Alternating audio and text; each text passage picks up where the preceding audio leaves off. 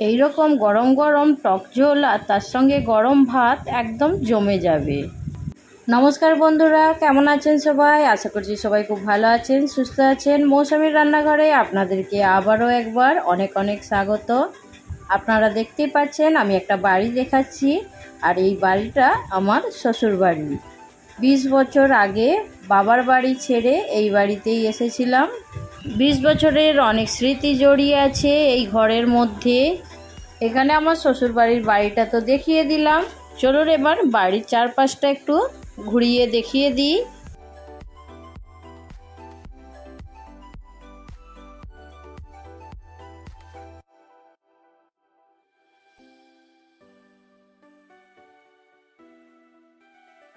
এবার বাড়ির সামনে দেখুন অনেক গাছ আছে, আর গাছে কি বড় বড় কাঁঠাল হয়েছে দেখতে পেয়েছেন। এটা আমার কাকা শ্বশুর মশাইদের।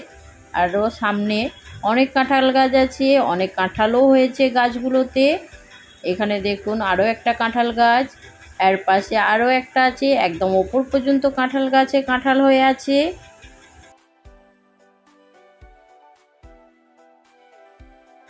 কাঁঠাল গাছ দেখতে দেখতে দেখুন আমাদের এখানে বাইরে মন্দির আছে, এইখানে সবাই সন্ধ্যের প্রদীপ জ্বালে। এবার চলে আসি যে রেসিপি বানাবো। এখানে হাঁড়ির মধ্যে একটা জ্যান্ত শোল মাছ আছে, এই শোল মাছটা দিয়েই আজ একটা দুর্দান্ত স্বাদের রেসিপি বানাবো।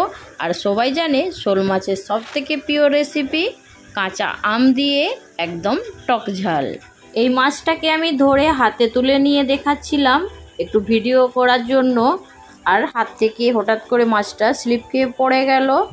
কার কার এইরকম জ্যান্ত শোল মাছের রেসিপি পছন্দ অবশ্যই কমেন্ট করে জানাবেন কিন্তু। এবার মাছটা কাটার পালা। মাছটা আমি খুব সাবধানে কেটে নেব। মাছটা কাটার জন্য একটা বঁটি নিয়ে বসে পড়েছি, আর মাছটা খুব স্লিপ খাচ্ছিল। শেষমেশ দেখুন মাছটা আমি খুব সাবধানে কিন্তু কেটেই নিয়েছি।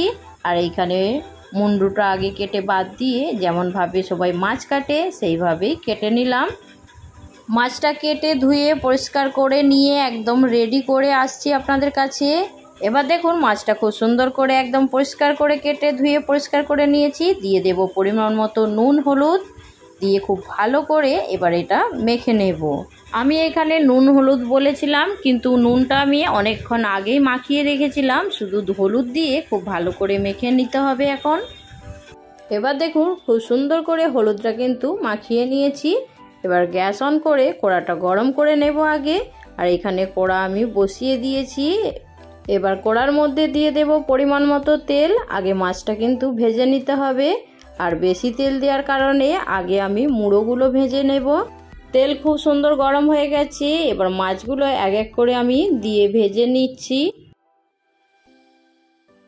মাছগুলো উল্টে পাল্টে লাল লাল করে ভেজে নিতে হবে। আর মাছ ভাজা করতে সবাই জানে, আমি তবুও ভাজার সময় বলে দিলাম লাল লাল করে ভেজে নিতে হবে মাছগুলো। আমি এখানে উল্টে দিচ্ছি মাছগুলোকে। এবার এইখানে দেখুন বন্ধুরা মাছগুলো আমার ভাজা হয়ে গেছে। এবার তুলে নেব প্লেটের মধ্যে।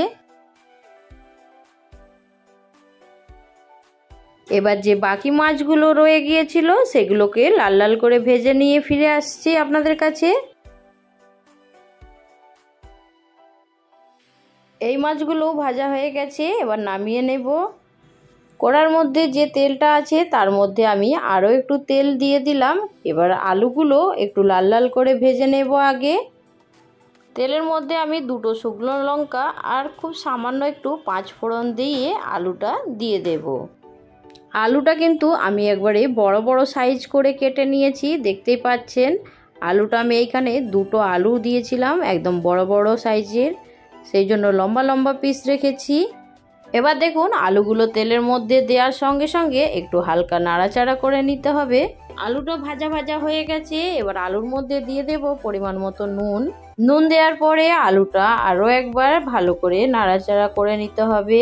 এবার দিয়ে দেব আধা চামচ হলুদ গুঁড়ো। এখানে হলুদটা দেওয়ার পরে দিয়ে দেব হাফ চামচ লঙ্কার গুঁড়ো। আর লঙ্কার গুঁড়োটা কিন্তু ঝাল কালার দুটোই হবে, সেই রকমই এটা লঙ্কা। হলুদ লঙ্কাটা একটু ভালো করে কষিয়ে নেব। কষিয়ে নেওয়ার পরে দিয়ে দেব এখানে আমি সরষে পোস্ত বাটা।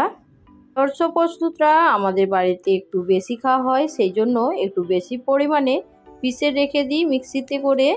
আর এইখানে সরষে পোস্ত বাটাটা আমি 2 চামচ দিয়ে দিয়েছি। সরষে পোস্ত দেওয়ার পরে কিন্তু আমি দিয়ে দিচ্ছি অল্প পরিমাণে জল। তারপরে একটু নাড়াচাড়া করছি। সরষে পোস্ত কিন্তু খুব বেশি নাড়াচাড়া করলে তেতো হয়ে যাবে, এটা অবশ্যই আপনারাও জানেন, তবু আমি বলে দিলাম। এবার দেখুন আলুটা সেদ্ধ হওয়ার জন্য দিয়ে দেব পরিমাণ মতো জল। এখানে আমি 1 ঘটি পরিমাণে জল নিয়েছি।